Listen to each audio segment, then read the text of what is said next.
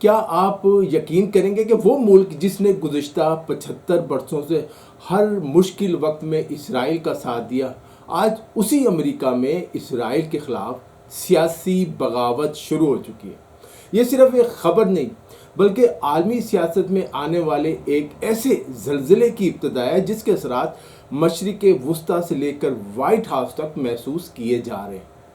پہلی بار امریکی کانگریس میں 100 سے زائد ارکان نے اسرائیل کی امداد روکنے کے حق میں ووٹ دیا۔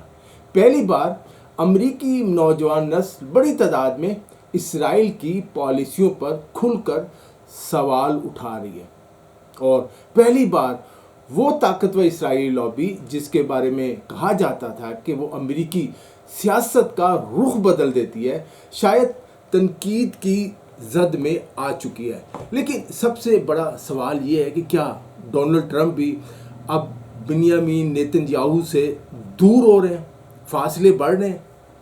کل وائٹ ہاؤس میں اسرائیلی وزیر اعظم نیتن یاہو سے کیا سلوک کیا گیا؟ ٹرمپ نے انہیں کیا کھری کھری سنائی؟ کیا ایران کے ساتھ جنگ نے امریکہ اور اسرائیل کے درمیان ایسی دراڑ ڈال دی ہے جس سے بھرنا اب آسان نہیں؟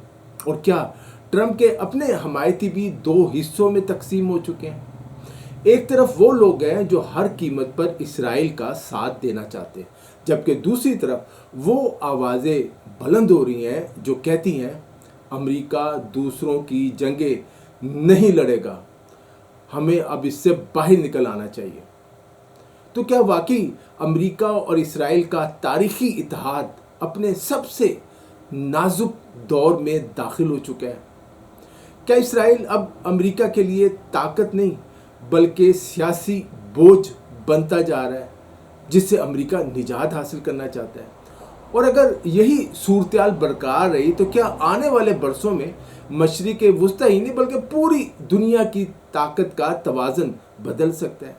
آج کی اس خصوصی رپورٹ میں ہم آپ کو وہ حقائق، وہ سیاسی تبدیلیاں اور خفیہ طاقتوں کی وہ کشمکش دکھائیں گے جنہیں جاننے کے بعد شاید امریکہ اور اسرائیل کے تعلقات کے بارے میں آپ کی رائے ہمیشہ کے لیے بدل جائے۔ لہذا ویڈیو کو آخر تک ضرور دیکھیے، کیونکہ اختتام پر ہم اس سوال کا جواب بھی دیں گے کہ کیا واقعی امریکہ اور اسرائیل کی دہائیوں پرانی ناقابل شکست شراکت داری دوستی اپنے اختتام کے قریب پہنچ چکی ہے۔ مکمل ویڈیو دیکھنے کے لیے نیچے کمنٹس میں دیے گئے لنک کو کلک کریں۔